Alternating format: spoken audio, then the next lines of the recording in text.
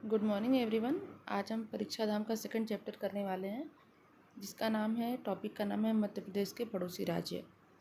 आपको पता होगा कि ये परीक्षा धाम का लेटेस्ट एडिशन है, फोर्थ एडिशन है, और जिनके पास थर्ड एडिशन है वो इस पड़ोसी राज्य वाला जो टॉपिक है, क्योंकि कुछ ज़िले भी चेंज हुए हैं, मतलब सीमावर्ती राज्य से कितने ज़िले जो हैं, किसी में कम हुए हैं, किसी में बढ़े हैं, तो थोड़ा सा आपको ये नोटिस करना पड़ेगा और नोट करना पड़ेगा।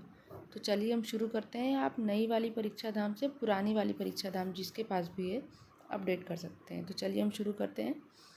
मध्य प्रदेश, ये है अपना मध्य प्रदेश। इसके जो राज्य हैं, सबसे पहले यूपी इसके बॉर्डर टच करता है, छत्तीसगढ़, महाराष्ट्र, गुजरात और राजस्थान। हम बात करते हैं गुजरात राज्य की। गुजरात राज्य में सबसे पहली बात यह कि हमें इतना इम्पोर्टेंट जो पढ़ना है सिर्फ मैं उतना आपको बताने वाली हूँ।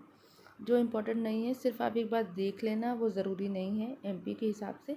जैसे इसका गठन कब हुआ, 1 मई 1960 को, ये हमें पता होना चाहिए। कभी कभी क्रम से मिलाने को पूछ लेता है राज्यों का क्रम, लेकिन उसके अलावा इसकी कोई इम्पोर्टेंस नहीं है। जैसे प्रथम राज्यपाल मेहदी नवाज जंग, प्रथम मुख्यमंत्री जीवराज नारायण मेहता, राजधानी गांधीनगर। सबसे ज़्यादा इम्पोर्टेंट है मध्य प्रदेश के सीमावर्ती ज़िले कौन कौन से हैं, अलीराजपुर और झाबुआ। ये इम्पोर्टेंट है, अलीराजपुर और झाबुआ। मध्य प्रदेश की सीमा से लगने वाले गुजरात के ज़िले दाहोद, छोटा उदयपुर, ये सब है। लेकिन सबसे इम्पोर्टेंट क्या है, सीमावर्ती ज़िले कौन से हैं, अलीराजपुर और झाबुआ।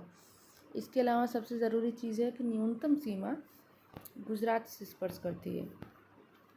जितने भी राज्य जो स्पर्श कर रहे हैं उसमें सबसे कम सीमा गुजरात से स्पर्श करती है। और कौन कौन से इसमें ज़िले आते हैं, अलीराजपुर और झाबुआ।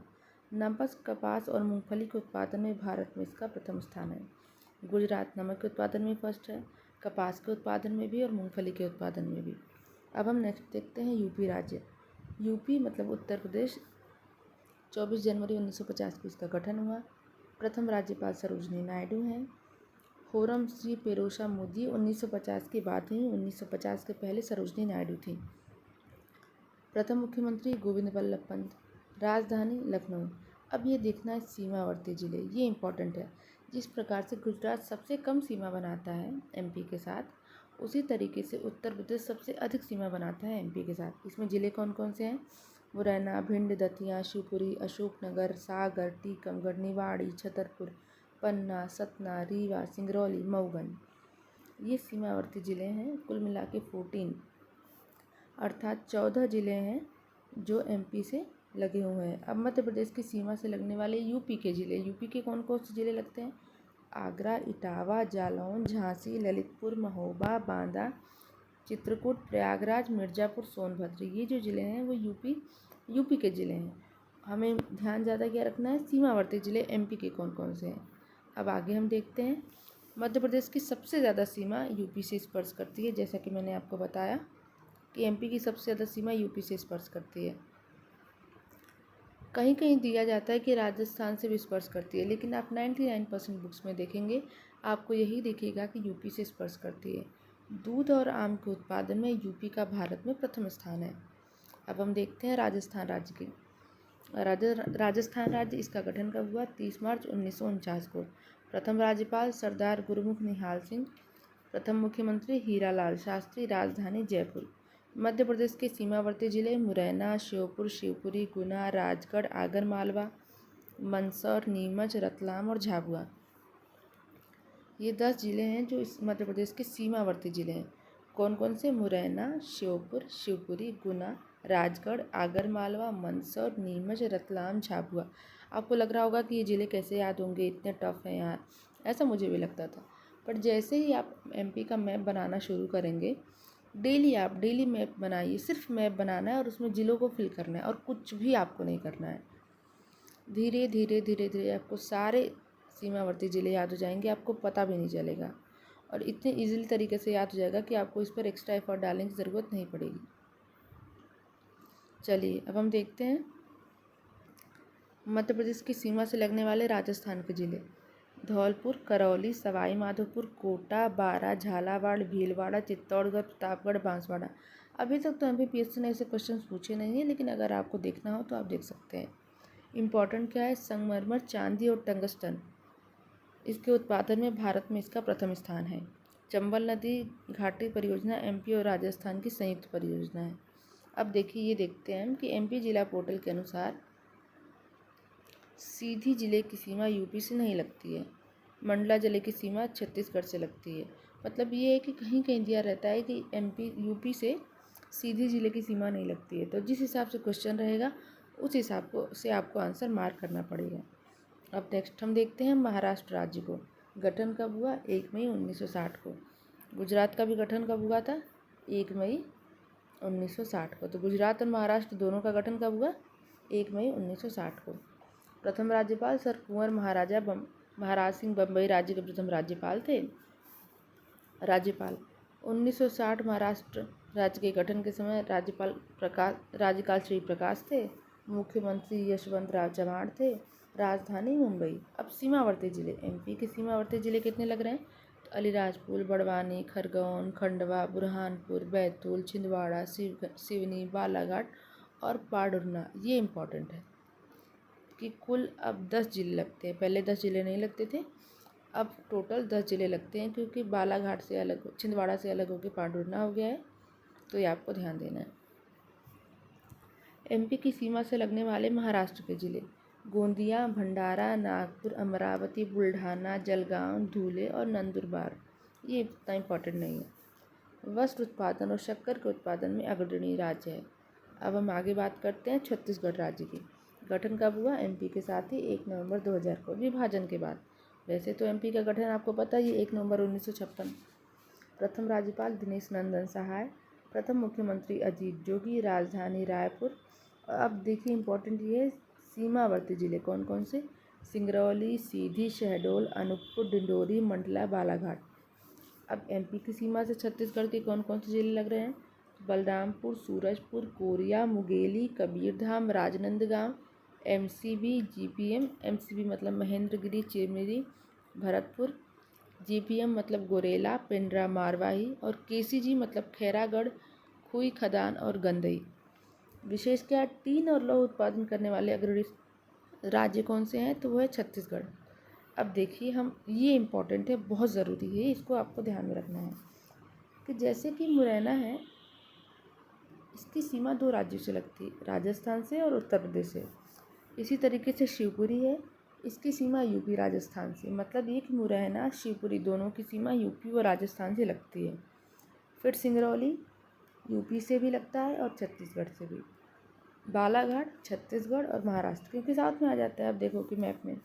अलीराजपुर गुजरात और महाराष्ट्र, और झाबुआ गुजरात और राजस्थान। तो आपको ये याद रखना है कि 2 राज्यों की सीमा स्पर्श करने वाले जिले कितने हैं, कुल 6 जिले हैं, मुरैना, शिवपुरी, सिंगरौली, बालाघाट, अलीराजपुर, झाबुआ।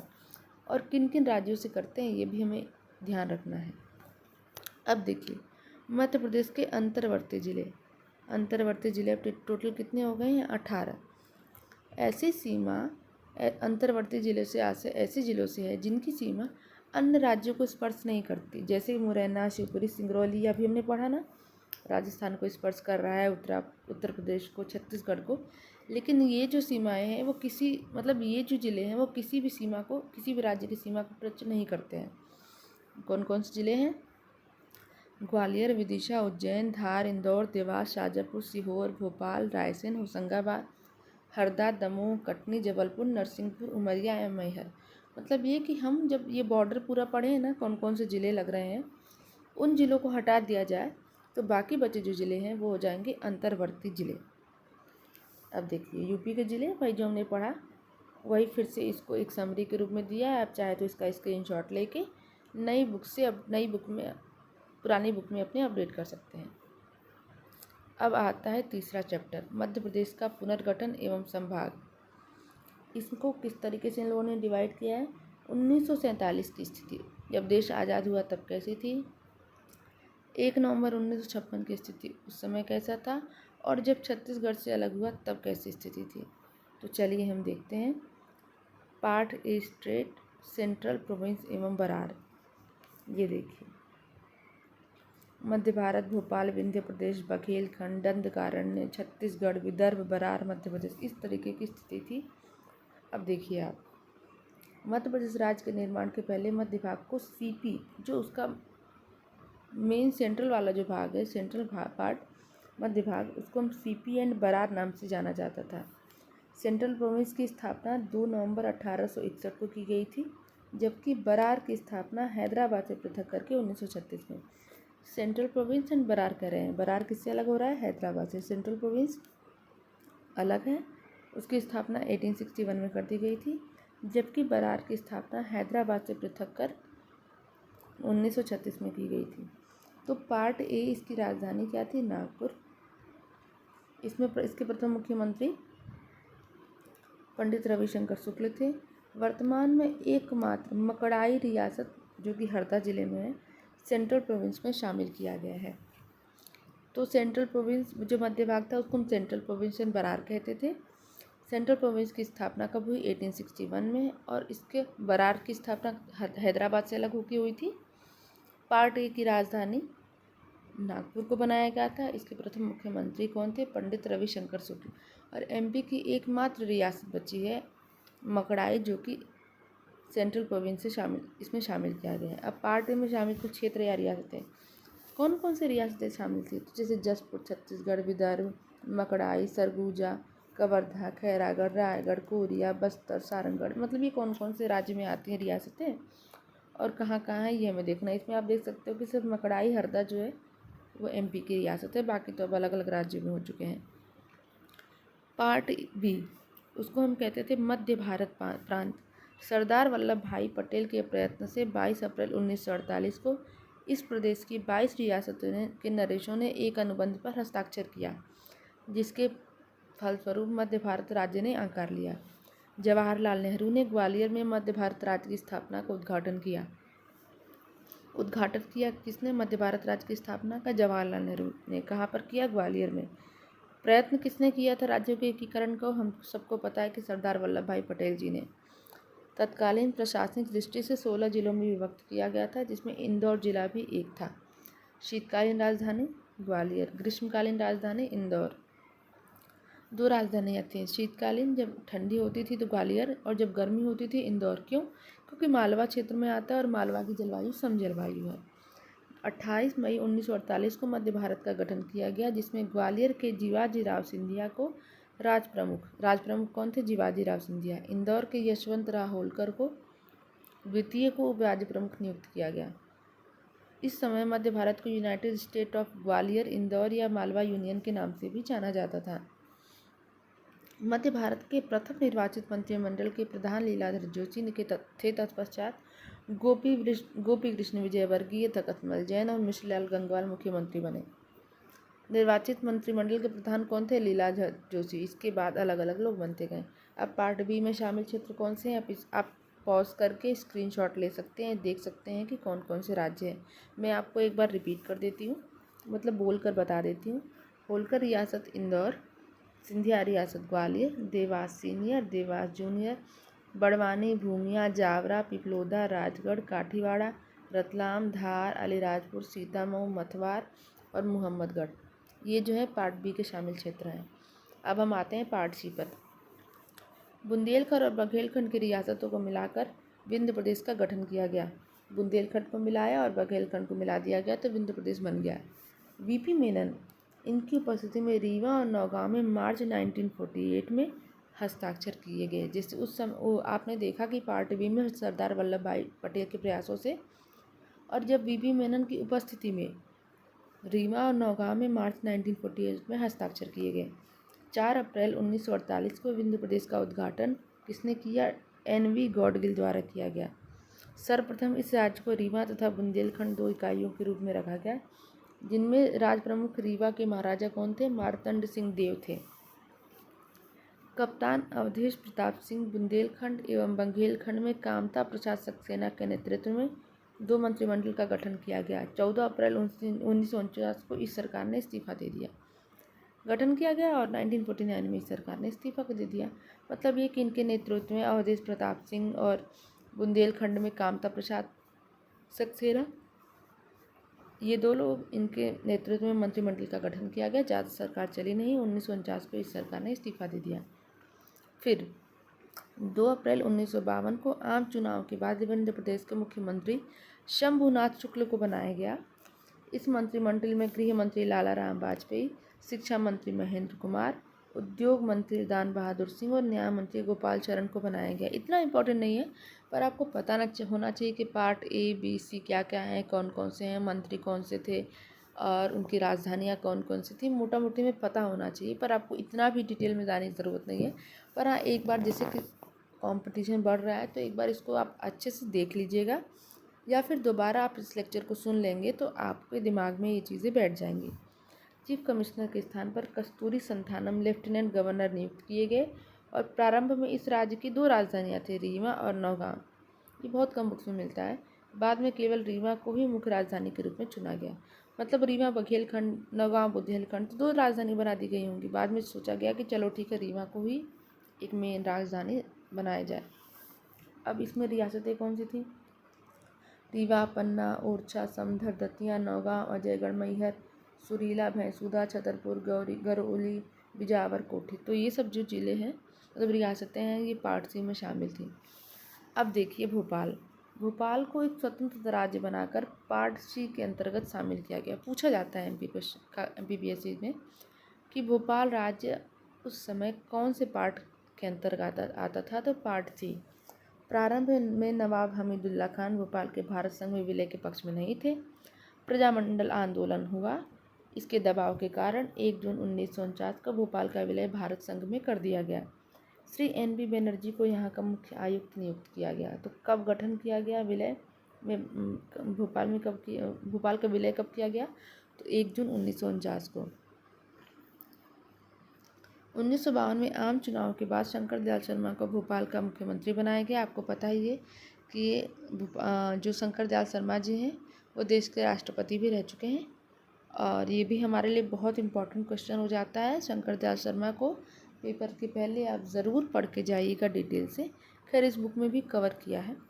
तत्कालीन गृह मंत्री भारत सरकार सरदार वल्लभ भाई पटेल के प्रयासों से नवाब हमीदुल्ला और भारत सरकार का एक विलय समझौता हुआ। मंत्री मौलाना इनायतुल्ला खां उमराव सिंह इसके बने और श्री उमराव सिंह बने।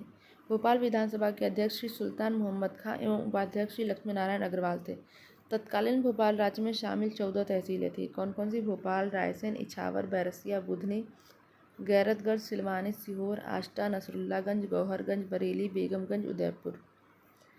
मध्य प्रदेश राज्य के विलय से पहले विधानसभा की सीटों की संख्या देखिए। जब मध्य प्रदेश राज्य का विलय हुआ उसके पहले कहाँ कितनी कितनी विधानसभा सीटें थी, ये भी हमें पता होना चाहिए। विंध्य प्रदेश में कुल 60 सीटें थीं, भोपाल प्रदेश की 30, मध्य भारत के 99 और CPN बरार की 150। तो कुल कितनी सीटें हुई? 339। एकीकृत विधानसभा की कुल 339 सीटें थीं। तत्कालीन मध्य प्रदेश की प्रशासनिक दृष्टि से 8 जिलों में विभक्त किया गया था उस समय में। तत्कालीन जो विंध्य प्रदेश था वो प्रशासनिक दृष्टि से 8 जिलों में विभक्त हुआ। मध्य भारत को 16 जिलों में और भोपाल राज्य को 2 जिले भोपाल और रायसेन में विभक्त किया गया था। सेंट्रल प्रोविंस और बरार को प्रशासनिक दृष्टि से 22 जिलों में विभक्त किया गया। तो उस समय की तत्कालीन स्थिति क्या है, ये आपको ध्यान में रखना है। अब 1947 के बाद की स्थिति एक नज़र में हम देख लेते हैं। Central province and Berar, part A राजधानी नागपुर, पार्ट बी मध्य प्रदेश, ग्वालियर शीतकालीन राजधानी, इंदौर ग्रीष्मकालीन राजधानी, पार्ट सी विंध्य प्रदेश, इसकी राजधानी रीवा और भोपाल स्टेट। भोपाल एक स्वतंत्र राज्य था पार्ट सी के अंतर्गत। अन्य स्रोतों से प्राप्त रियासतें और times of India directory and books 1951 के अनुसार शामिल कुछ रियासतें। मतलब जो सेंट्रल प्रोविंस है उसमें 15 रियासतें थी, लेकिन times of India directory and books 1951 के अनुसार इसमें कुल 14 रियासतें थीं। इसी तरीके से पार्ट बी में 25 रियासतें थीं और टाइम्स ऑफ इंडिया की इस बुक के अनुसार 22। पार्ट सी में 38 रियासतें थीं, टाइम्स ऑफ इंडिया के अनुसार 35 और भोपाल में 1 रियासतें थी और टाइम्स ऑफ इंडिया के अनुसार भी 1 ही रियासतें थीं। अब हम बात करते हैं मध्य प्रदेश में 1956 की स्थिति। फजल अली आयोग का गठन किया गया 1953 में। 1 नवंबर 1956 से इसकी सिफारिशें लागू कर दी गई थी। फजल अली आयोग की सिफारिश पर पार्ट ए बी सी की 79 रियासतों को MP में शामिल किया गया, अर्थात मध्य प्रदेश के मध्य भारत, मध्य प्रांत और विंध्य प्रदेश 3 क्षेत्रों को मिलाकर गठित किया गया। मध्य भारत को, मध्य प्रांत को और विंध्य प्रदेश, इन 3 क्षेत्रों को मिलाकर गठित किया गया मध्य प्रदेश को। मध्य प्रदेश का गठन किसके द्वारा हुआ? राज्य पुनर्गठन अधिनियम 1956 की धारा 9 के तहत गठित किया गया। उस समय कुल 7 संभाग थे और 43 जिले शामिल थे। फजल अली आयोग ने जबलपुर को राजधानी बनाने का सुझाव दिया था। फजल अली ने कहा कि हम राजधानी जबलपुर को बनाएंगे, क्यों? लेकिन बाद में जवाहरलाल नेहरू जी ने कहा कि भोपाल को राजधानी बनाने में सहमति दी। पार्ट ए में परिवर्तन। पार्ट ए के 8 जिले अकोला, अमरावती, भंडारा, बुल्ढाना, यवतमाल, नागपुर, वर्धा, चांदा को तत्कालीन बम्बई राज्य में सम्मिलित कर दिया गया था। ये सब जो जिले थे उसको बम्बई में शामिल कर दिया गया। पार्ट बी में राजस्थान के सिरोंज के विदिशा जिले में शामिल किया गया और मंदसौर के सुनेल टप्पा को राजस्थान में शामिल किया गया। इसे बिना परिवर्तन के शामिल किया गया। जो पार्ट सी है उसमें कोई परिवर्तन नहीं किया गया, ज्यों का त्यों वैसे ही किया गया।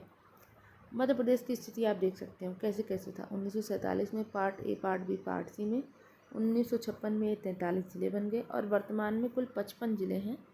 ये आपको ध्यान रखना है। देखिए जिलों का गठन। 1972 में भोपाल, राजनांदगांव। एक बार आप इसको देख लीजिएगा कि किस किस तरीके से गठन हुआ और कौन कौन से ज़िले एक दूसरे से अपने से डिवाइड होते गए और वर्तमान में क्या स्थिति है। एक बार आप स्क्रीनशॉट लेके इसको देख सकते हैं। देखिए मध्य प्रदेश के गठन के समय ज़िले कितने थे? 43 अभी हमने पढ़ा। और अब जब पुनर्गठन हुआ तो कितने ज़िले शामिल किए गए? 1 नवंबर 2000 को 45 जिले। ठीक है। गठन वर्ष 2 अक्टूबर 1972। जिला भोपाल। इसमें भोपाल सीहोर जिले की तहसील थी। गठन कब किया गया? 2 अक्टूबर 1972 को। 26 जनवरी 1973 को राजनांदगांव को दुर्ग से अलग करके नया जिला बनाया गया। ये सब कहाँ आते हैं? अब छत्तीसगढ़ में। मई 1998 में 10 जिलों का गठन किया गया। ये सब तब की बात है जब छत्तीसगढ़ से अलग नहीं हुआ है अभी एमपी। तो 10 में से 4 जिले बड़वानी, श्योपुर, डिंडोरी, कटनी एमपी में शामिल किए गए। बाकी 6 जिले कहाँ चले गए? छत्तीसगढ़ में। इसका गठन किसकी सिफारिश पर किया गया था? BR दुबे की सिफारिश पर। देखिए 1998 के मई में 10 जिले और जून में 6 जिलों का गठन हो रहा है। 6 जिलों में से 3 जिले मध्य प्रदेश में शामिल किए गए, हरदा, उमरिया और नीमच। इन जिलों का गठन सिंहदेव समिति की सिफारिश पर, मतलब ये कि सिंहदेव समिति की सिफारिश पर जून 1998 में 6 जिले शामिल किए गए और BR दुबे की समिति की सिफारिश पर मई 1998 में 10 जिलों का गठन किया गया। तो आप ध्यान दीजिएगा कि किस समिति ने कितने जिलों की सिफारिश की, कौन कौन से जिले थे, ये आपको पता होना चाहिए। फिर आता है 15 अगस्त 2003। अब एमपी से छत्तीसगढ़ अलग हो चुका है। 3 जिलों का गठन किया गया, बुरहानपुर, अशोकनगर, अनूपपुर। बुरहानपुर को खंडवा से, अशोकनगर को गुना से और अनूपपुर को शहडोल से अलग करके किया गया। आप मैप में देखोगे तो आपको समझ में आ जाएगा कि वो मैप किस हिसाब से बना हुआ है। इसी तरीके से 17 मई 2008 को एक जिले का गठन किया गया, अलीराजपुर। किससे अलग हुआ? झाबुआ से। ये कौन सा जिला बना? 49वां। फिर 24 मई 2008 को सिंगरौली सीधी से अलग करके बना। फिर 16 अगस्त 2013 को आगरमालवा को शाहजहाँपुर से अलग करके 51वां जिला बनाया गया। फिर 1 अक्टूबर 2018 को निवाड़ी से अलग करके निवाड़ी को टीकमगढ़ से अलग किया गया। 13 अगस्त 2013 को, जो कि ये लेटेस्ट है, ये तीनों 13 अगस्त 2023 को मऊगंज जिले की अधिसूचना 13 अगस्त 2023 को जारी की गई। 5 अक्टूबर 2023 को पाडुन्ना छिंदवाड़ा से और उसी तारीख को मैहर सतना से अलग करके 55वां जिला बना। तो वर्तमान में एमपी में कुल 55 जिले हैं। कुछ स्रोतों से छत्तीसगढ़ के राजनांदगांव जिले का गठन 1972 ही दिया गया था, किंतु राजनांदगांव जिला पोर्टल पर इसके गठन की जानकारी 26 जनवरी 1973 दी गई है। ठीक है, कोई ज़रूरी नहीं है क्योंकि ये छत्तीसगढ़ के लिए इम्पोर्टेंट है। छत्तीसगढ़ PSC वालों के लिए, एमपी PSC के लिए उतना इम्पोर्टेंट नहीं है। अब देखिए ये जो पूरा दिया गया है, इसी वो जो ज़िले हैं, कौन कौन से ज़िले हैं, इसका एक पूरा लिस्ट बना के दी गई है। अगर आप उसको नहीं पढ़ते हैं, सिर्फ इसको पढ़ लेते हैं तो आपको इससे मदद मिल जाएगी। सिर्फ आपको समितियाँ याद रखनी है कि कौन कौन सी समितियाँ हैं।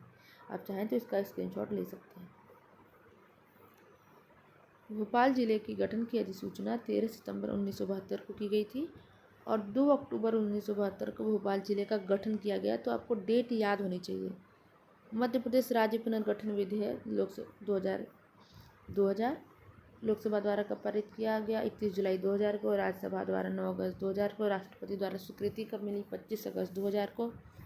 छत्तीसगढ़ का गठन कब किया गया? 1 नवंबर 2000 को। तत्कालीन एमपी के मुख्यमंत्री कौन थे? दिग्विजय सिंह। एमपी के राज्यपाल भाई महावीर। भारत के राष्ट्रपति उस समय KR नारायणन। और तत्कालीन भारत के प्रधानमंत्री अटल बिहारी वाजपेयी थे। तो चलिए इस तरीके से ये जो चैप्टर था ये जिले वाला ये हमने पढ़ा। अब हम थोड़ा सा देख लेते हैं संभाग को, वर्तमान में कौन कौन से संभाग हैं और क्या क्या इनकी स्थिति है। मध्य प्रदेश के संभाग ये देख सकते हैं आप। 7 फरवरी 2022 को होशंगाबाद का नाम बदल कर क्या कर दिया गया है? नर्मदापुरम। ये है टोटल कितने संभाग हैं? 10। रीवा, भोपाल, ग्वालियर, इंदौर, जबलपुर, सागर, उज्जैन, चंबल, नर्मदापुरम, शहडोल। गठन कब कब किया गया उसकी डेट दी गई है। मुख्यालय कौन कौन से हैं ये, और जिलों के नाम कौन कौन से हैं। आप स्क्रीनशॉट लेके एक बार इसको देख लीजिएगा क्योंकि बहुत सारे चेंजेस भी हुए हैं। जैसे कि आप देख सकते हैं कि पाडुरना को, ये देखिए पहले जबलपुर में 8 जिले हुआ करते थे संभाग में, अब पाडुरना भी हो गया है। इसी तरीके से रीवा, मैहर भी हो चुका है, मऊगंज भी हो चुका है। तो पहले 4 था, 4 जिले थे रीवा संभाग में, अब कौन कौन से हैं? मऊगंज और मैहर। तो जिनके पास पुरानी बुक्स हैं वो इस बुक से ऐड कर सकते हैं। तो ये आपको ध्यान देना है कि कौन कौन से हैं, एक बार आप इस लिस्ट को पढ़ लीजिएगा। संभागों के गठन की जानकारी। 1 नवंबर 1956 को मध्य प्रदेश में कुल कितने संभाग थे? 7। इंदौर, ग्वालियर, जबलपुर, भोपाल, रीवा, बिलासपुर और रायपुर। मतलब 1 नवंबर 1956 को 7 संभाग थे। 1975 में सागर बना, फिर उज्जैन, चंबल, होशंगाबाद और 81-82 में बस्तर संभाग का गठन किया गया। बस्तर इम्पोर्टेंट नहीं है क्योंकि वो छत्तीसगढ़ में चला गया है। तो फिर सागर, उज्जैन, चंबल, होशंगाबाद इन सब संभागों का गठन किया गया। 2000 में पुनर्गठन के समय 3 संभाग रायपुर, बिलासपुर, बस्तर छत्तीसगढ़ में चले गए।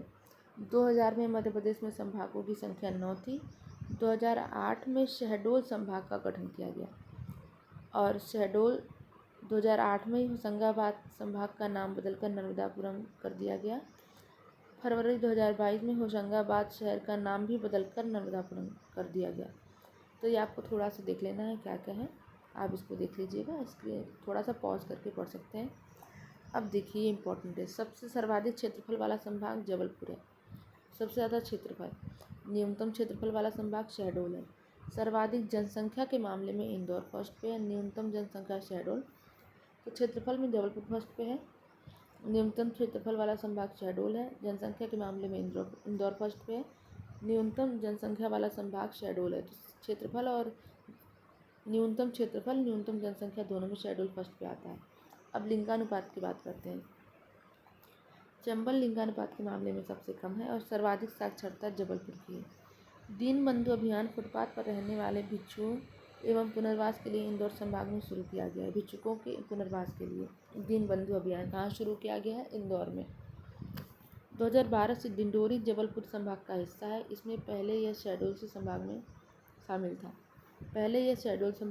शामिल था, वर्तमान में यह डिंडोरी जबलपुर संभाग का हिस्सा है। अब 1961 की स्थिति आप एक बार इसको देख लीजिएगा, आप स्क्रीनशॉट ले लीजिए। 1961 की स्थिति कैसी थी? ग्वालियर, रीवा, इंदौर, भोपाल, जबलपुर की। छत्तीसगढ़ राज्य में शामिल रायपुर संभाग और बिलासपुर जो हमने पढ़ा। जनगणना 1971 की क्या स्थिति थी इसको भी आप एक बार देख लीजिएगा। 1981 की क्या स्थिति थी? आप देख रहे हो जिले बढ़ते जा रहे हैं, संभाग जुड़ते जा रहे हैं। पहले हमने देखा कि ये 5, फिर धीरे धीरे देखिए आप इसमें वृद्धि होती जा रही है। 1991 की क्या स्थिति थी और 2001 की क्या स्थिति है ये भी आप देख लीजिएगा। फिर वर्तमान में 2011 की क्या स्थिति है ये इम्पोर्टेंट है। ग्वालियर संभाग में कौन कौन से ज़िले हैं? रीवा में, इंदौर, भोपाल, जबलपुर, सागर, उज्जैन, चंबल, नर्मदापुरम, शहडोल। एक बार आप इसको देख लीजिएगा, स्क्रीनशॉट ले सकते हैं। और वर्तमान की स्थिति ये भी इम्पोर्टेंट है। 2 चीज़ें हमें याद रखनी है, एक तो 2011 की जनगणना के हिसाब से कौन कौन सा था, दूसरी चीज़ क्या है कि वर्तमान की स्थिति क्या है, ये दोनों हमें पता होना चाहिए।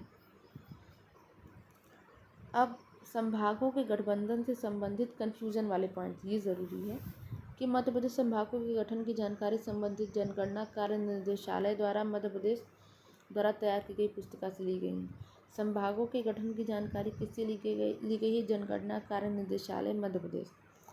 1 नवंबर 1956 को मध्य प्रदेश में संभागों की संख्या 7 थी। हमने आपको 1961 से लेकर 2000 तक 10 की जनगणना में हुए परिवर्तन से अवगत कराया है।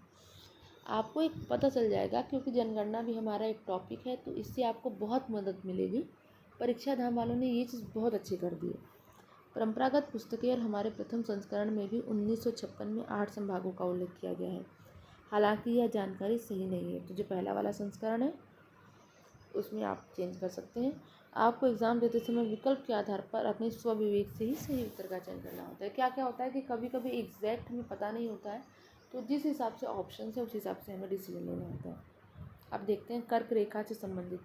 भारतीय सर्वेक्षण विभाग के मानचित्र 21-22 के अनुसार मध्य प्रदेश से कर्क रेखा रतलाम, उज्जैन, शाजापुर, राजगढ़, सीहोर, भोपाल, विदिशा, रायसेन, सागर, दमोह, जबलपुर, कटनी, उमरिया, शहडोल से निकलती है। आप स्वयं मध्य प्रदेश का सही मानचित्र बनाकर उपरोक्त जिलों से कर्क रेखा को रेखांकित करने का प्रयास करेंगे तो आप भी यही पाएंगे कि शाजापुर ही कर्क रेखा की लाइन से आता है, आगर मालवा नहीं आता है। बाकी आप विकल्प के अनुसार कर सकते हैं। तो उन्होंने कन्फ्यूज़न के पॉइंट को क्लियर कर लिया है। अगला जो मध्य प्रदेश का भौतिक विभाजन है उसको हम नेक्स्ट लेक्चर में कवर करेंगे। अगर आपको ये वीडियो अच्छा लगता है और आप चाहते हैं कि मैं आगे भी इसी तरीके से कंटिन्यू करूँ तो प्लीज़ लाइक, शेयर और सब्सक्राइब ज़रूर करें। धन्यवाद।